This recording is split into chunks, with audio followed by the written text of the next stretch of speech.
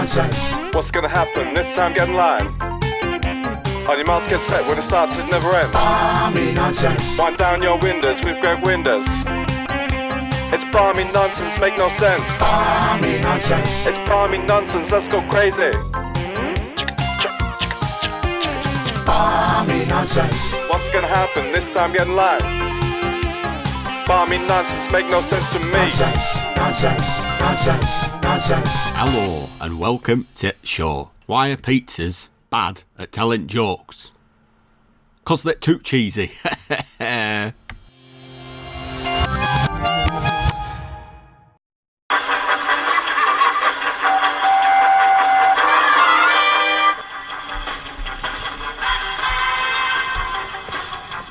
Batman is the swift hand of justice who protects the streets of Gotham. But when danger strikes across the globe, the Batmen of many nations are called. G'day, mate. I'm bringing you in. Oh, straight Batman. This is Commissioner Francois. Get me le Batman. Tick-tock, Your Majesty. Soon Big Ben will be Big Boom. You'll never get away with this, you fiend. That depends how fast your little bat can fly. Time's short, Bat Brain. Hope not to see you soon. Well, you bloody won't, as I'm stuck on bus. What? I'm sat on the sodding bus, and it's packed. The Bat Bus? No, can't use a Batmobile. Have you seen the congestion charge? Unbelievable. Okay. And then I was going to take the Bat train, but they were doing maintenance on the line. Uh-huh. And now I'm on the 23, but I won't be able to run when I get off. I've been standing up literally the whole journey, and my knees have pretty much seized up. Right. Some old woman got on and I was in the priority seating. I ignored her, but she poked me with a walking stick, so I sprayed some of that scarecrow's powder. She's going to be living through the blitz again tonight. Look out, tunnel! Well, it seems we might have to wait a while.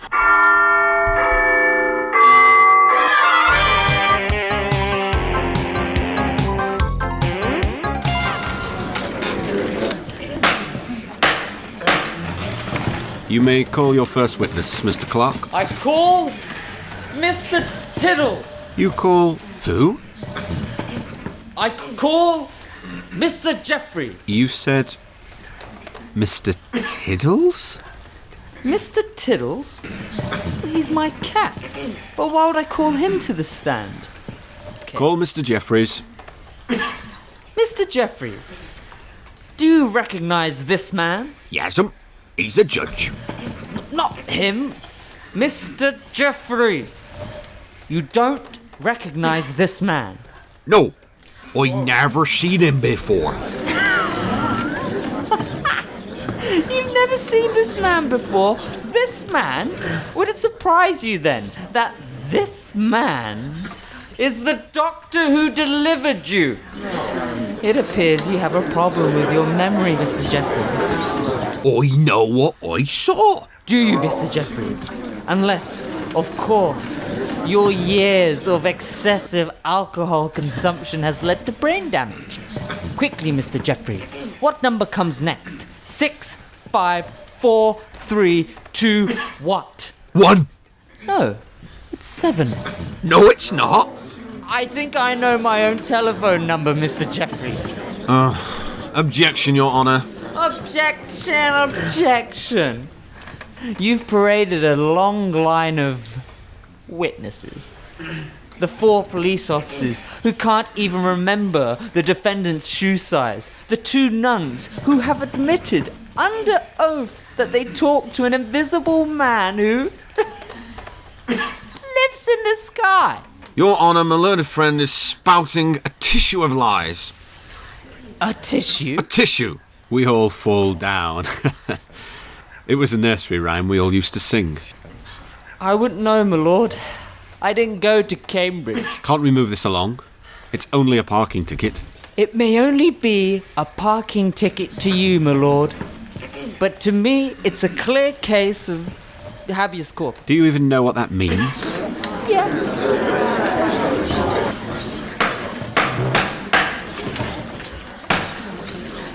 I'm going to let your client off, Mr. Clark, but I'm holding you over for a competency hearing and psychological examination. I object. I am not mad. And I have an expert witness to testify on my behalf. Then call your expert witness. Thank you, my lord. I call Mr. Tiddles. Barmy Nonsense. Good evening and welcome to SFX, the show with lots of fans unable to distinguish F from E. My guest tonight is Nicholas Airy, the sound effects boffin behind Radio 4's best broadcasts and The Archers. Hello, Nicholas. Good evening. OK, our first question. How would you create the sounds of a cat falling off a table? That's a most complex and technical process. First I find a cat, borrow one, steal a stray, in an emergency even purchase one of the felines, and then place it carefully upon a table in the studio and give it a little shove. And as it plummets to the floor and thuds thereon, it creates the sound required. Right, I thought you'd just drop a sheaf of papers or something. Just not the same, old bean, not the same. OK, next. What about a horse trotting along a street? Now, this is a more complicated affair due to the sad scarcity of our equine friends. In these cases, I locate such a beast, try a farm or stable, or on one occasion I even obtained a carcass from a local butcher, and performed the kiss of life thereon. I then attach it to a rein and pace up and down the studio, leading the old thing along, thus creating the sound required. Why not just bang two coconut shells together? Make a clippity-cloppity kind of noise. With all due respect, young man, I'd look a right nincompoop, wouldn't I, bashing away at bits of nuts like a Hawaiian maniac? It's radio. No one will see. Oh, yes. So finally, how would you do an eclipse? Well, this is the trickiest fellow of all, as these phenomena only occur once in a blue moon.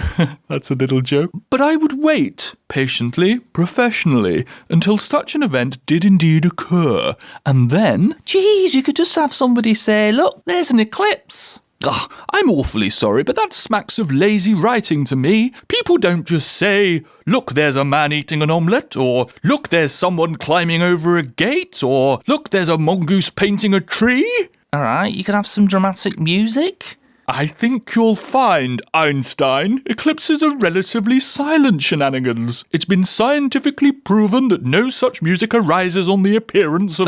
Right, that's it. Jolly good. How did you do that? Can I have Anna to the audition room, please? Is that you?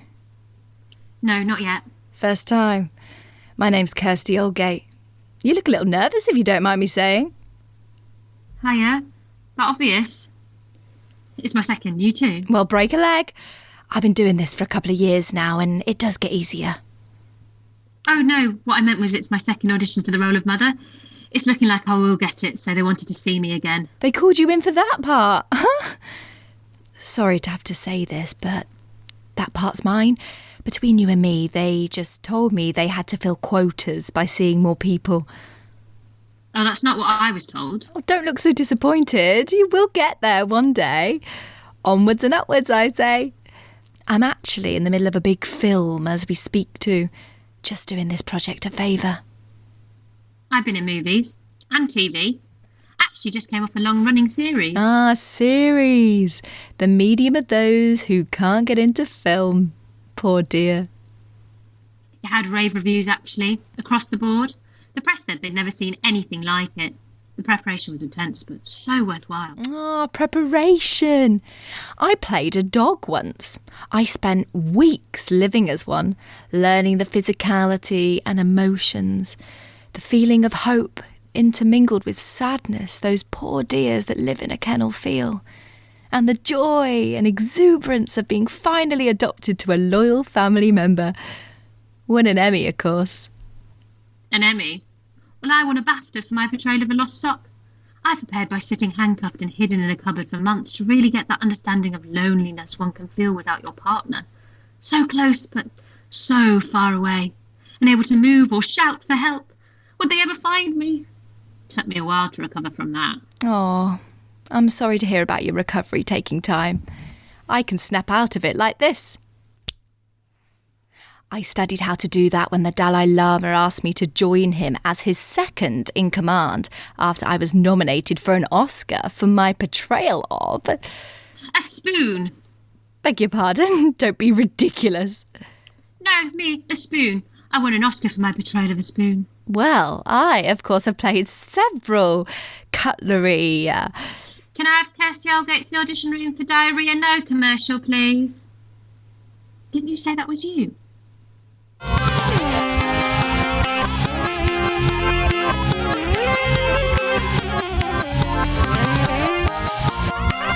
What game do people on probation hate? Tag.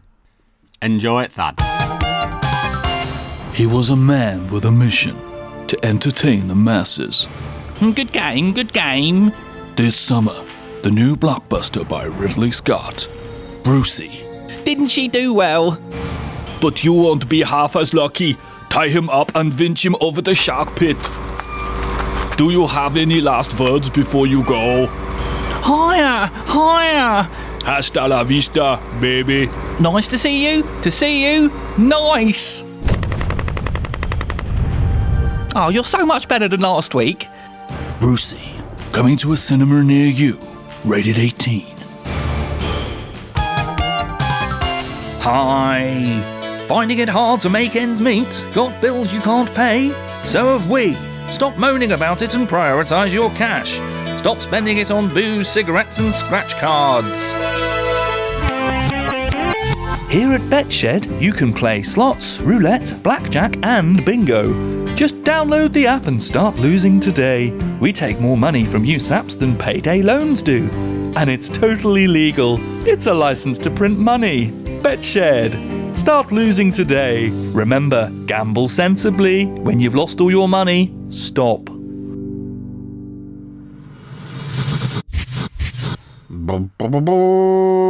Captain Wonderful. Oh, thank you, Captain Wonderful. You've saved our city. Don't thank me, it's what I do. You thank yourself? No, I saved your city and I'm done. Goodbye. Not going to stay? We made you a cake. I must away. See you again. No, I said goodbye. Goodbye? Do you know something we don't know? Is our city doomed again? But we can always rely on you, our hero. I'm off now. Where? For another adventure? I don't know. It's been fun, so good luck. Good luck with what? Well, saving your city next time. But that's your thing, and you do it so well. Yep. And I did. And maybe best go out on a high. So, see ya.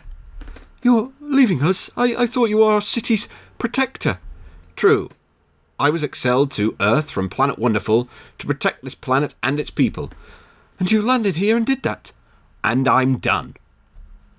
But if danger returns, what if your arch nemesis, Dr. Nasty, exacts his revenge on us? What shall we do? You'll be all right. You saw me do it. We can't do what you do. You can. Don't tell me. You weren't taking notes. Captain Wonderful, we didn't know we had to. So you expected me to save you. Every day. All the time. Kind of. You know how selfish that sounds? I never said I was your permanent hero. I can't help if you weren't paying attention. Just remember, if danger calls and your back's to the wall, you can always rely on me not to be there. So don't come asking, as it's up to you to be the hero. Do you want to be paid? Is that it? Yes. Why didn't you say so? How much? £1 million every time I save someone? Deal. Also, because I'm from another planet. I don't have to pay tax on any of it. Oh, well, they do say, never meet your heroes.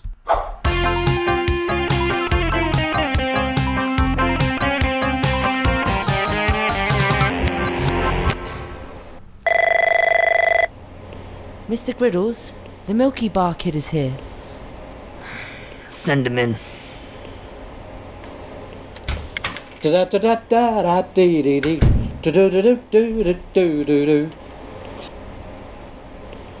Take a seat, kid.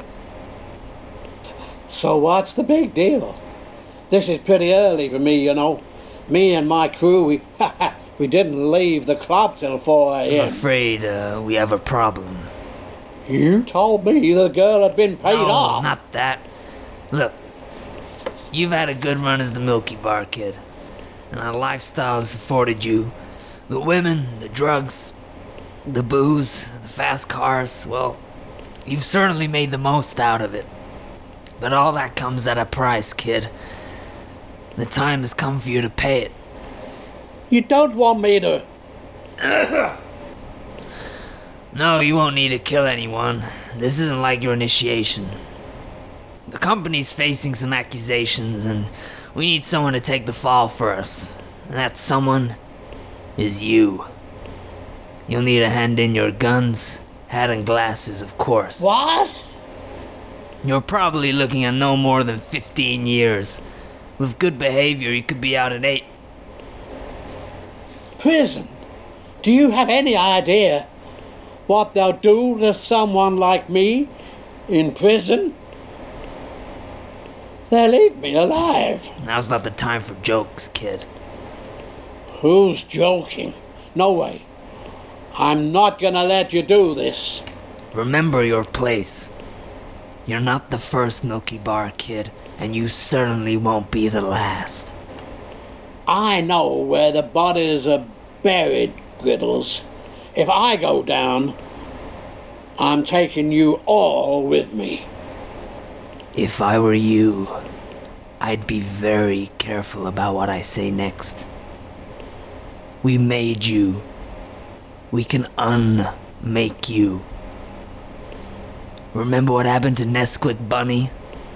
Even his mafia connections could protect him when he got out of hand. You can't do this to me, damn it. I'm the Milky Bar Kid. I'm strong and tough and... Take this. Have those on me, boys.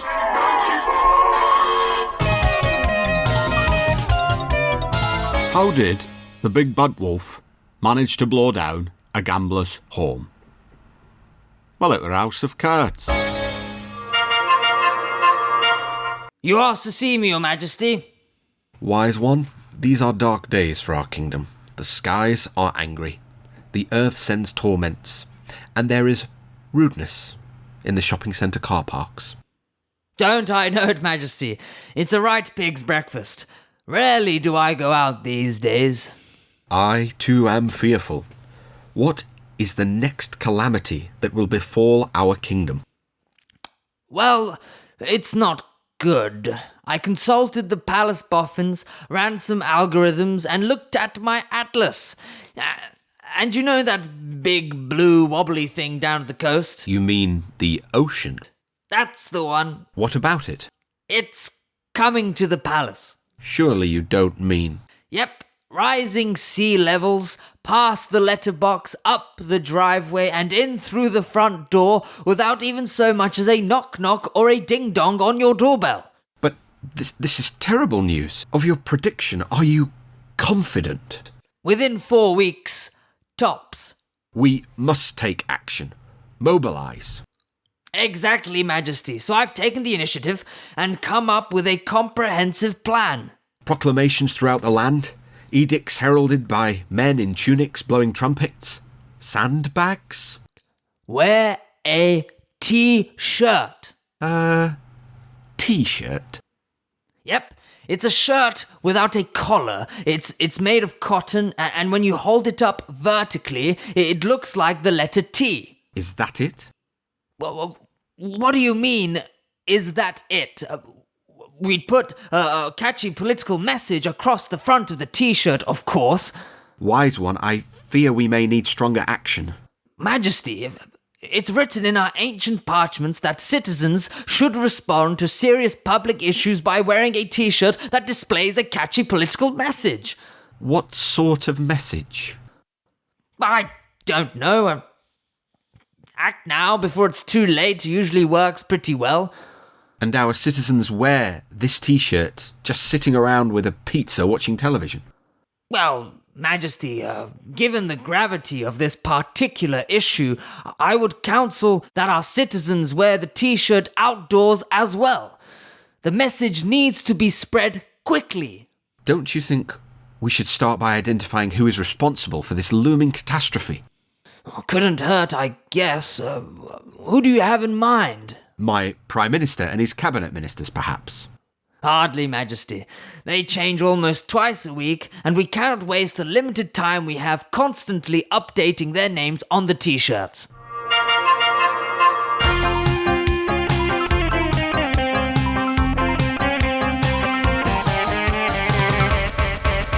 Yeah.